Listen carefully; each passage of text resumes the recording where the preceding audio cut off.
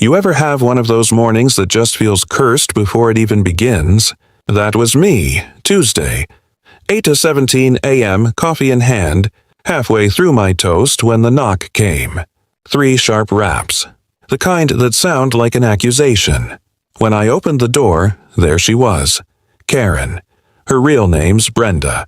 But around our cul-de-sac, that's just semantics. Same haircut, same clipboard, same HOA badge like it's the FBI. "Mr. Collins," she started, squinting like she was trying to read my soul. "We've had some complaints about your driveway." I blinked. "You mean the driveway I paid for?" "The ramp," she corrected, tightening her lips. "It's not compliant with community aesthetics." "My ramp, the one I built so my daughter Lily, who's been in a wheelchair since the accident, could actually leave the house without me carrying her like luggage." I tried to keep my tone level. "Karen, it's ADA approved. My wife signed off on the permit herself." She raised an eyebrow. "Your wife isn't the HOA board." "Thank God for that," I muttered. That's when Lily wheeled up behind me, sleepy but smiling. "Is everything okay, Dad?" Karen's face tightened.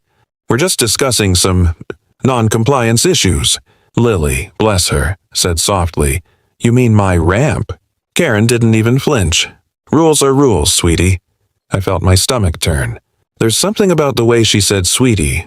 Like kindness was a language she'd only read about once in a manual. After that, she gave me a notice of violation. Folded perfectly, printed in red ink, like a threat disguised as stationery, and strutted back to her white SUV with HOA proud bumper stickers. As the engine roared off, Lily looked up at me, eyes wide. "She's not going to make us take it down, right?" I knelt beside her, forcing a smile I didn't feel. "Not a chance, kiddo. She doesn't know who she's dealing with." But the truth was, neither did I. Because that knock on my door? It was just the first domino, and by the time the last one fell, it would land right inside a courtroom. By Friday, Karen had turned my ramp into a neighborhood scandal. Flyers appeared in mailboxes about unauthorized modifications, lowering property values. Someone even posted a photo of our house on the HOA Facebook page with the caption, "Rules apply to everyone."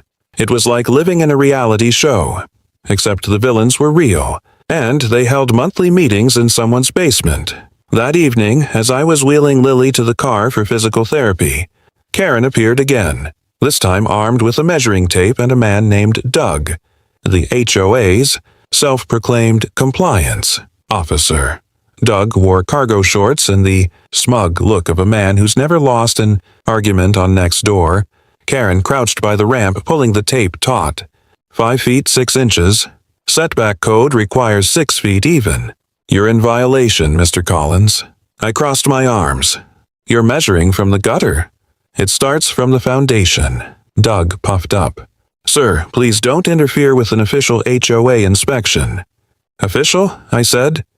"You're standing in my yard with a tape measure and a bad attitude." Karen straightened up, pen poised over her clipboard. "Failure to comply within 7 days will result in fines and possible legal action." Lily's voice broke the tension. "You're gonna sue us for a ramp?" Karen sighed dramatically. "It's not personal, dear. It's about community standards." That night I couldn't sleep. My wife, Emily, sat beside me in bed, laptop open, scanning HOA bylaws. She was quiet for a long time before saying, "They don't have jurisdiction over accessibility modifications, approved under state code." I looked over. "You sure?" Her lips curved in a half smile. "Positive. And they definitely don't know who filed the approval." She shut the laptop and turned off the lamp. "If they want a fight, we'll give them one." The next morning, I woke up to a bright orange lean notice taped to our door. HOA letterhead, signed by Karen herself. But the line that really caught my eye. Plaintiff, Homeowners Association of Brookridge Estates vs. Collins family. We'd just been sued by the HOA. Court was set for the following Thursday. By then, word had spread faster than gossip at a bake sale. Neighbors peeked through blinds as we loaded Lily's chair into the van, whispering like we were some kind of outlaw family. Karen showed up to the courthouse early. Of course she did. dressed like a corporate CEO ready to destroy a small business.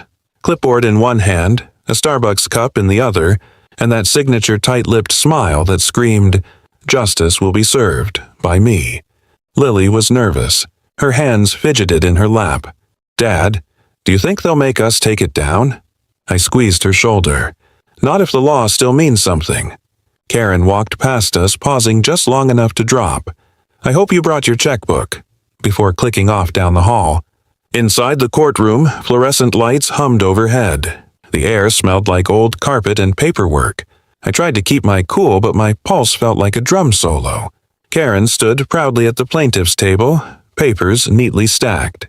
Doug sat behind her, wearing a tie that looked borrowed from a high school graduation. Across from them it was just me, Lily, and our lawyer friend, Tony, who owed me a favor from back when I fixed his roof for half price. Then the bailiff called out, "All rise for the honorable judge." He paused. Judge Collins. Karen's smile flickered.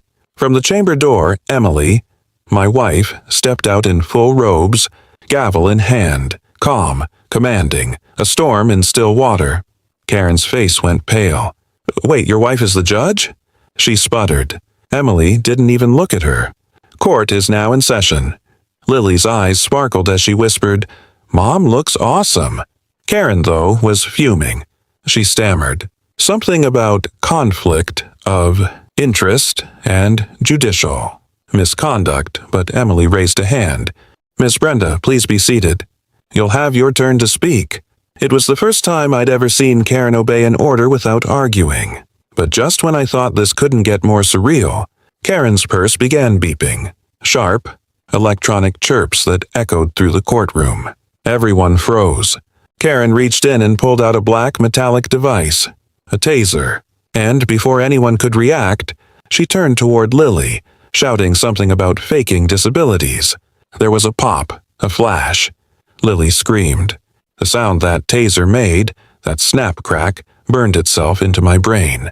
Everything froze for a split second, then exploded into chaos. Lily's chair jolted as she cried out, a thin line of smoke curling from the small stun mark on her arm. I was across the room before I even realized I'd moved. "Lily!" Karen stood there, wild-eyed, taser still raised. "She lunged at me," she screamed, her voice cracking. Emily's gavel slammed down so hard it echoed like thunder. "Bailiff! Disarm her!" The bailiff, a heavy-set guy named Ramirez, sprinted forward. The taser clattered across the floor, skidding under a bench. Karen tried to protest, spitting out half-sentences about self-defense and community safety, but nobody was listening anymore. I knelt beside Lily, heart hammering, trying to check her pulse while holding back my own rage. "You okay, sweetheart?" She nodded weakly, eyes glassy but alive. "It just burned," she whispered. Tony, our lawyer friend, had already called paramedics. Meanwhile, Emily stepped down from the bench. No longer a judge, just a mother. She crouched beside us, her voice low but trembling with fury. "She's done. She's absolutely done." Karen, cuffed and sitting in shock, muttered, "You people think you're above the rules." Emily turned toward her, cold and steady. "No, Brenda. We just don't weaponize them." The courtroom doors burst open as EMTs rushed in. They lifted Lily onto a stretcher. She looked up at me, trying to smile through the pain. "Guess court was electric," she joked weakly. Even then, she found a way to lighten the moment. I managed a shaky laugh. "That's my girl." As they wheeled her out, I looked back.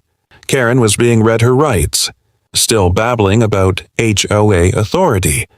Doug had quietly slipped out the side door like a man who suddenly remembered he had groceries in the car. The courtroom was silent now, except for the hum of the ceiling vent and the sound of my wife's heels as she walked back to the bench. She looked at me, then at the bailiff. "Record this hearing as adjourned," she said softly. Then she looked down at her trembling hands, took a deep breath and whispered, "But this isn't over yet." And she was right, because what happened after the taser was somehow worse. The courtroom had finally quieted. Lily was safe, wrapped in a blanket on her wheelchair, eyes still wide but glimmering with relief. The paramedics had checked her over, and thankfully, apart from a few burns and bruises, she was okay. I exhaled for the first time in days, though my hands still trembled. Karen sat cuffed at the side, muttering to herself about legal loopholes and power trips, but nobody was listening. The bailiff had her removed, and even Doug, the HOA sidekick, seemed embarrassed for the first time, ducking behind the courthouse pillars like a guilty child. Emily stood at the bench, gavel in hand, calm but fierce. The court finds the plaintiff's claims invalid. The HOA has overstepped its authority. No fines, no removal orders, and any further harassment will be considered contempt of court. The words hit me like a wave. Relief, disbelief, and a strange pride all mixed together. Lily looked up at her mom and whispered, "You saved us." Emily smiled, brushing a loose strand of hair from Lily's forehead. We did, all of us. Neighbors trickled into the courtroom, some still peeking from doorways, all watching the aftermath. I could feel their eyes on us, the murmurs of gossip and judgment now replaced with quiet respect. Even in defeat, Karen had wanted to make a spectacle, but instead, we had turned the tables without losing our humanity. Outside, cameras flashed as reporters gathered, hungry for a story about HOA overreach gone too far. I didn't care about the attention. What mattered was that my daughter could now live safely in her home without fear, and that we had stood up together as a family. Walking out, I felt the weight of days lift from my shoulders. The ramp remained, the house remained, and our dignity, something Karen had tried to trample, remained intact. Emily gave me a sidelong glance, eyes twinkling with that quiet confidence that only she carried. "Next time," she whispered, "we won't even need the courtroom." Lily grinned, exhausted but victorious, and I realized that we'd all grown stronger through the chaos. Karen might have tried to break us, but instead, she reminded us how fierce we could be when we fought for each other. And for the first time in a long time, I felt like the world, just for a moment, it had tilted back in our favor. If this story hit home, tap like, because every stand against injustice deserves to be heard. Subscribe to Karen's Hub, and never miss the moments when ordinary people fight back and win. And tell me in the comments, if it were your family on the line, how far would you go to make things right?